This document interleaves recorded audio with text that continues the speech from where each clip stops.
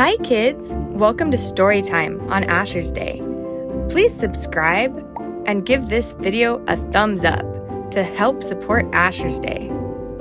Today we're reading a story from Mulan called Mushu's Tale.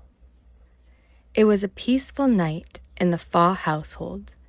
Mulan helped her grandmother with the dishes. When she'd finished cleaning, Mulan said goodnight to her family and headed to her room. She had promised Cri-kee a bedtime story.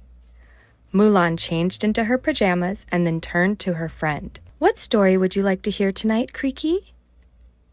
Before Cri-kee could answer, their dragon friend, Mushu, burst into the room.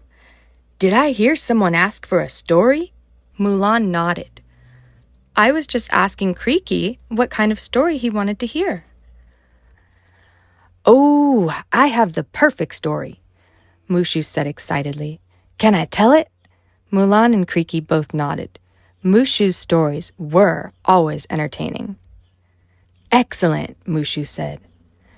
As Mulan snuggled into bed, Mushu jumped up on the windowsill. Cri-kee happily nestled on his shoulder.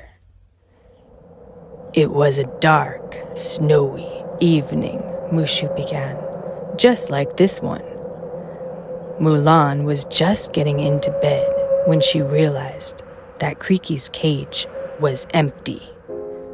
Mulan searched the whole house, but there was no sign of the little cricket. Holding her candle to the window, Mulan gasped. Barely visible in the rapidly falling snow was a trail of tiny footprints. "Hold on," Mulan said, interrupting Mushu's story. "Cri-kee is so tiny. How would he make tracks in the snow?" "Shh," Mushu said. "I am telling a story." Mulan nodded and shut her mouth. Mushu was right. It was rude to interrupt. Mulan quickly threw on her coat and headed to the ancestors' temple to ask for my help, Mushu continued.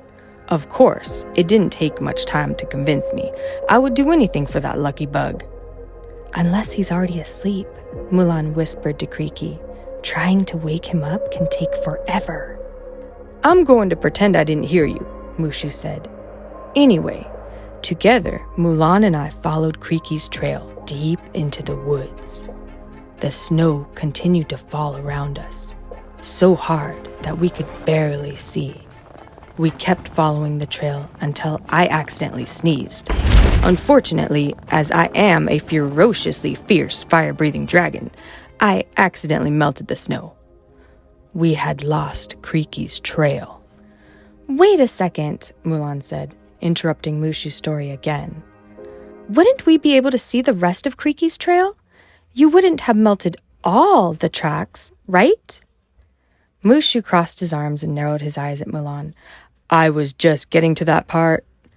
"Sorry, Mushu," Mulan said. Just then, Mushu said, "I had a brilliant idea." I tilted my head back and let out a big burst of fire. The flames illuminated the path again, and Mulan was able to spot Cri-kee's trail. We kept following Cri-kee's trail all the way to a big pile of snow, Mushu said. But that's where the trail stopped. Mulan and I called for Cri-kee.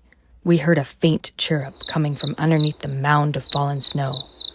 Mulan and I ferociously began scraping away the snow. We dug faster and faster until... Mushu's voice trailed off. "Until what?" Mulan cried. "What happened next, Mushu?"